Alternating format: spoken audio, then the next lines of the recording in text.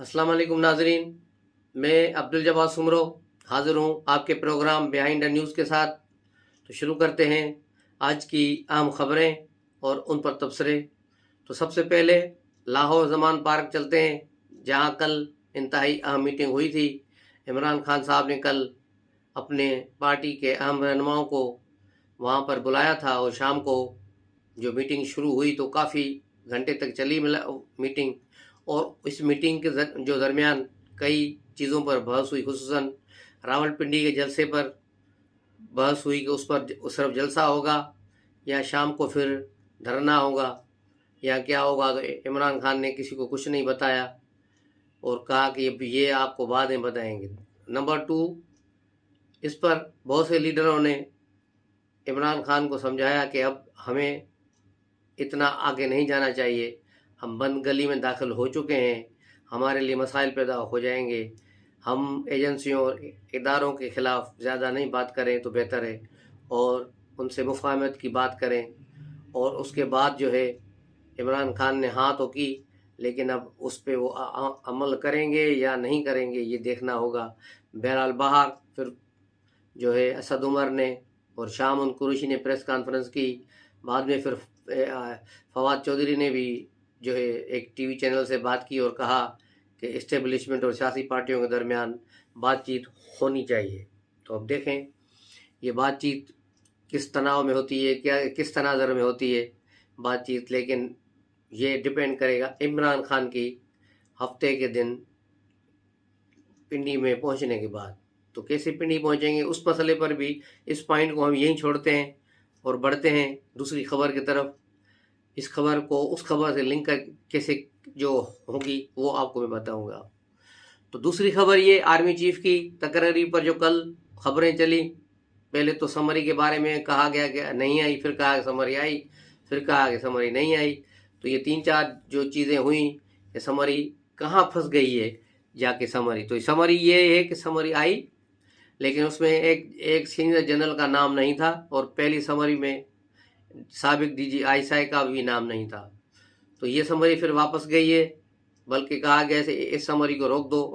उसके बाद जब पीएम हाउस से एतराज़ हुआ उस पर कि सीनियर जनरल का नाम क्यों नहीं है, तो फिर कहा कि दोबारा भेजेंगे। वो समरी वापस गई है, उसके बाद कोई समरी नहीं आई। उसके बाद प्राइम मिनिस्टर ने कल एक लेटर भेजा था जीएचक्यू को मिनिस्ट्री ऑफ डिफेंस के थ्रू कि फ़ौरन जो है समरी प्रॉपर बना के भेजी जाए। लेकिन इस ब्लॉक करने तक यानी आज शाम 6 बजे तक कोई समरी मूव नहीं हुई।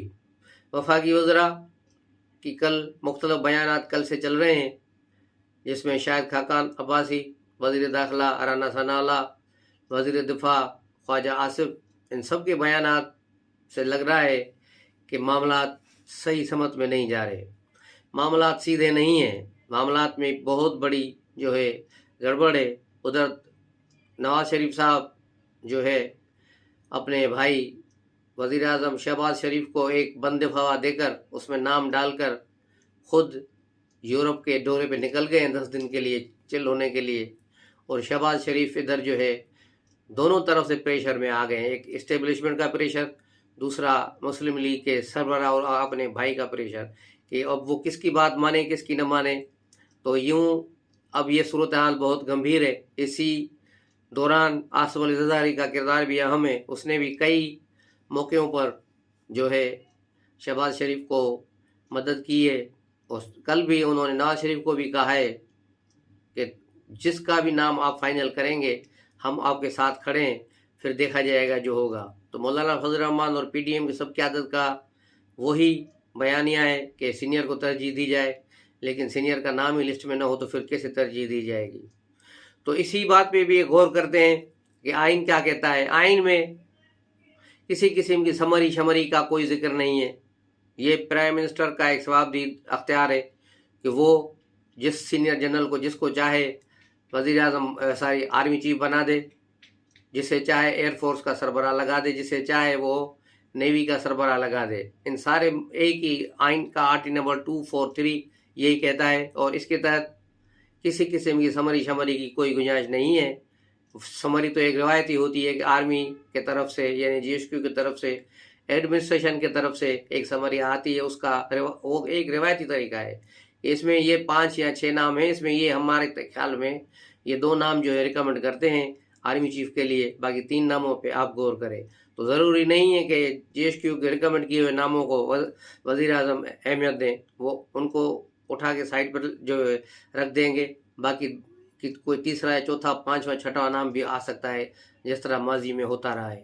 تو یہ کوئی نئی بات نہیں ہے، لیکن آئین میں اس قسم کی کوئی گنجائش نہیں ہے کہ آرمی چیف کی تقرری عمر جے ایس کیو یا دوسرے کوئی مداخلت کریں۔ یہ آرمی چیف کا پرائم منسٹر کا جو ہے صاف دید ہے، اس کا حق ہے کہ وہ جس کو لگائے، اور اس کو کسی کورٹ آف لا میں بھی چیلنج نہیں کیا جا سکتا، یہ پاکستان کا آئین کہتا ہے۔ تو اس چیز کو بالکل کوئی ابہام نہیں ہے، بالکل ایک واضح چیز ہے۔ اس پر فیصلہ اب حکومت نے کرنا ہے کہ وہ کیا کرتی ہے، کس کو آرمی چیف لگاتی ہے۔ 27 تاریخ کو جنرل عاصم جو ہے منیر، اس کی ریٹائرمنٹ ہوگی، 2 دن کے بعد پھر جنرل باجوہ کی ریٹائرمنٹ ہے۔ تو ان کی جو پالیسی یہی ہے سمری بنانے نہ بھیجنے کی وجہ کہ ہم 27 تاریخ کو سمری بھیجیں، جب جنرل عاصم ریٹائر ہو جائیں اس کے بعد ہو جائیں، لیکن گورنمنٹ اگر اپنی پہ ڈٹ گئی تو پھر 2 دن پہلے سے ہی ہو سکتا ہے کہ جنرل عاصم کو نوٹیفیکیشن نکال کے جنرل بنا دیں۔ اگر وہ دوبارہ جو ہے 4 اسٹار جنرل بنا دیے جاتے ہیں تو پھر ان کی ریٹائرمنٹ ختم ہو جائے گی، پھر ان کا ٹرم اگلے 3 سال کے لیے دوبارہ شروع ہو جائے گا۔ تو پھر وہ اس ریس میں بھی رہیں گے اور جنرل بنیں گے، تو پھر جیسے ہی باجوہ صاحب ریٹائر ہوں گے 29 کو ہی اس کے آرمی چیف کا اعلان ہو سکتا ہے۔ یہ ساری صورتحال، ساری چیزیں چل رہی ہیں، لیکن اب آتے ہیں جو پہلی خبر میں جو میں نے آپ کو بریک لگائی تھی دھرنے والی، اس پر بھی ایک تھیوری جو ہے چل رہی ہے اسلام آباد میں حلقوں میں کہ عمران خان کو جو چابی کے کھلونے کی طرح 4 نومبر سے لانگ مارچ کی طرح جو چلایا گیا ہے، اس کے پیچھے بھی کچھ لوگ ہیں، کچھ اندر کے لوگ ہیں۔ پہلے 1 تھا، اب سنا ہے 2 ہو گئے۔ ان کی پالیسی یہی ہے کہ عمران خان اپنے دھرنے کو 26 تک لے آئے، اور اگر اعلان ان کی مرضی کے مطابق ہوتا ہے تو پھر جلسہ کر کے واپس چلا جائے، اگر اعلان مرضی کے مطابق نہیں ہوتا تو پھر اس دھرنے کو بڑھا دیا جائے گا، لوگ بھی پیدا کر دی جائیں گے، اس کو دھرنا جو بڑھا کر کے پھر گورنمنٹ پر پریشر لایا جائے گا کہ عوام کی رائے کیا ہے، حکومت کیا چاہتی ہے، آرمی چیف یہ فلاں کو لگائیں، اور پھر آپ انتخابات کی ڈیٹ کا بھی اعلان کریں۔ تو یہ صورتحال پھر حکومت کے لیے بھی مشکل ہو سکتی ہے۔ اس چیز پر بھی غور ہو رہا ہے کہ یہ جو تھیوری ہے یہ بھی جو ہے مارکیٹ میں چل رہی ہے، اگر یہ صحیح ہے تو اب دیکھنا ہے کہ یہ پنڈی پلان کون چلا رہا ہے، پنڈی اس پلان کے پیچھے کون ہے، کون اس دھرنے اور ساری لانگ مارچ کو مینیج کر رہا ہے۔ یہ ساری چیزیں 27 تاریخ کو کھل جائیں گی جب جنرل عاصم کا فیصلہ ہو جائے گا۔ اگر جنرل عاصم کو ریٹائر کر دیا گیا اور اس کے بعد باقی 5 جنرلوں پر غور ہوا تو ہو سکتا ہے پھر نام کوئی اہم نکل آئے، کوئی دوسرا نکل آئے جو جے ایس کیو چاہتا ہے وہ بندے نہ ہوں۔ اب یہ صورتحال بہت ہی کٹھن ہوتی جا رہی ہے، ایک ملک میں ہیجان پیدا ہو گیا ہے، اور خاص طور پہ پی ٹی آئی والوں کو جو ہے بڑی پریشانی ہو رہی ہے، حکومت کیوں نہیں بات مان رہی، اور ان کی ٹویٹر پر آپ دیکھیں گے جا کے عمران، ریاض، دوسرے جو ان کے چیلے چپاٹے ہیں، یہ لونڈے لپاڑے سارے دن اسی چکر میں ہیں کہ بس ملک میں انتشار ہے، ملک ڈیفالٹ کر جائے گا، اور ملک یہ ہو رہا ہے اگر آرمی چیف لگاؤ اور الیکشن کراؤ۔ مجھے ایک بات پی ٹی آئی کا عمران خان ہی بتا دیں کہ الیکشن سے ملک کے ڈیفالٹ کا کیا تعلق ہے؟ وہ کہہ رہے ہیں الیکشن ہو بس حالات صحیح ہو جائیں گے۔ الیکشن ہونے کے بعد کون سا تمہارے پاس جادو کی چھڑی ہے؟ 3.5 سال میں تم نے کیا کیا سوائے سونے کے؟ 3.5 سال میں تم نے جو ملک کا حشر کیا، ڈالر 125 سے 180 پہ تم لے گئے، اور صبح کو اٹھ کے کہتے ہو مجھے تو ٹی وی سے پتا چلا کہ ڈالر مہنگا ہو گیا ہے۔ تو تیری نالائکیاں 3.5 سال میں جو چل رہی ہیں ان کو بھگتتے بھگتتے اب ملک یہاں پہنچ گیا ہے۔ اور آج بھی تم نے کراچی میں ایک ویڈیو لنک کے ذریعے کراچی میں ایک چھوٹی سی اجتماع کو خطاب کرتے ہوئے کہا کہ بس اگر انتخابات نہ ہوئے تو پاکستان ڈیفالٹ کر جائے گا۔ پاکستان کوئی ڈیفالٹ نہیں کر رہا۔ کل تمہارے سابق وزیر خزانہ نے بھی کل کہا کہ پاکستان جیسے ملک ڈیفالٹ نہیں کرتے اور یہ نہیں ڈیفالٹ کرے گا۔ یہ کل شوکت ترین کا کل کا بیان ہے، وہ میرے خیال میں آپ نے نہیں سنا۔ اور کتابی باتیں اٹھا کے بس کہتے ہوئے فلاں بندے نے کتاب لکھی تھی، اس میں یہ کہا تھا 1990 سے پہلے پاکستان صحیح تھا، یہ 2 خاندان آگے انہوں نے تباہی کر دی۔ یعنی جو بھی بات اس کو کان میں کہی جائے، یہ فوراً بتا دے گا بھائی اسلامی ٹچ دو، اسلامی ٹچ ہو جائے گا، ڈانسنگ ٹچ ہو تو ڈانس ٹچ شروع ہو جائے، جذباتی ٹچ ہے تو جذباتی ٹچ اس کو دے دو، یعنی کوئی بھی چیز ہو کان میں کہو یہ فوراً وہ آگے کہہ دے گا، اس کو خود پتہ نہیں ہوتا کہ میں جو کہہ رہا ہوں اس کا اثر کیا ہوگا، نتیجہ کیا ہوگا، کچھ بھی پتہ نہیں۔ اور سب سے بڑے مزے کی بات ہے کہ اس کے جو یوتھیے ہیں اس میں سے 100 تعویلیں نکالیں گے، ہاں بس خان صاحب نے تو یہ کہا تھا، نہیں بس اب خان صاحب نے یہ کہا اس کا کوئی اہم مقصد ہے، اب یہ کہا ہے تو اب اس کا یہ مطلب ہے۔ تو یہ ساری چیزیں جو بہت تیزی سے موو ہو رہی ہیں، اس کو میں نے کہا آپ کے گوش گزار کروں۔ اور 24 تاریخ کو وزیر اعظم نے کابینہ کا اجلاس رکھا ہے، 24 تاریخ کو یہ اجلاس بہت اہمیت کی حامل ہے۔ 24 تاریخ کو کابینہ کا میٹنگ ہو رہی ہے اور اس میں صبح 9 بجے رکھا گیا ہے میٹنگ، اور اس میں اہم فیصلے ہوں گے۔ ایک ہی 1 پوائنٹ ایجنڈا ہے، ملک کی صورتحال۔ ظاہر ہے ملک کی جو صورتحال ہے وہ اس وقت آپ کو پتہ ہے کہ کس مسئلے پر بات ہو رہی ہے۔ اس کے بعد وہ ترکی نکل جائیں گے، ترکی کے دورے پر جا رہے ہیں، طیب اردگان کے وزٹ پہ دعوت پر جا رہے ہیں، تو اس سے واپس آئیں گے تو پھر دیکھیں گے۔ اس پر بھی ایک پی ٹی آئی کے حامی، بلکہ میں تو کہوں گا پی ٹی آئی کا ورکر ہی ہے، صحافی تو ہے ہی نہیں، وہ عمران ریاض گلا تتر، اس نے کہا کہ جو ہے وزیر اعظم ملک میں رہتا نہیں، پہلے گیا وہاں مصر سے پھر لندن چلا گیا، وہاں سے آئے تو کرونا میں چلا گیا، وہاں سے اب پھر ترکی جا رہا ہے، پاکستان کون چلائے گا؟ بھائی تو فکر نہ کر، وزیر اعظم کرونا میں ہو کہاں ہو، اس کام چلتا رہتا ہے، پوری اس کے ساتھ ٹیم ہوتی ہے، کوآرڈینیٹرز ہوتے ہیں، سیکرٹری لیول کے لوگ ہوتے ہیں، سارے فائلیں سب چیزیں چلتی رہتی ہیں، کوئی چیز رکی نہیں ہے۔ تم فکر نہ کرو، یہ تمہارا والا وزیر اعظم نہیں ہے جو 12:30 بجے جہاز کے جھولے کھاتا آتا تھا اور 5 بجے خدا حافظ کر کے چلا جاتا تھا۔ پتہ ہی نہیں کس نے کیا کیا، کس نے کیا کیا، گوگی نے کتنا مال بنایا، کس کی ٹرانسفر پہ کتنے پیسے لیے، ساری چیزیں ادھر ادھر ہو رہی تھی، کچھ پتہ نہیں۔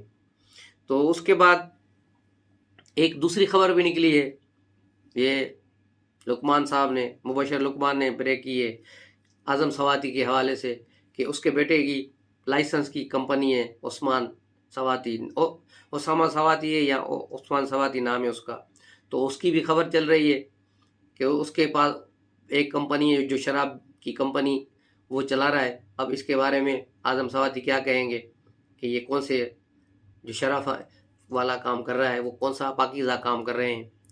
اور جنرل باجوہ کے خلاف کل جو مہم شروع ہوئی، فیکٹ فوکس، امن نورانی نے نیو یارک سے چلائی، اس میں بہت سی چیزیں وہ لائے، اس کے ٹیکس ریٹرن 2013 سے لے کر اب تک کہ 2013 میں کیا تھے وہ اور اب کیا ہیں، تقریباً 12.5 ارب روپے کی اس میں بتایا گیا ہے کہ پراپرٹی میں اضافہ ہوا ہے، باجوہ صاحب وہ اس کے خاندان کی یہ کس طرح ہوا ہے، اور یہ رپورٹ ان کی ریٹائرمنٹ سے صرف 1 ہفتہ پہلے کیوں جاری کی گئی ہے، اس کا مقصد کیا ہے، اس کا فائدہ کس کو ہوا؟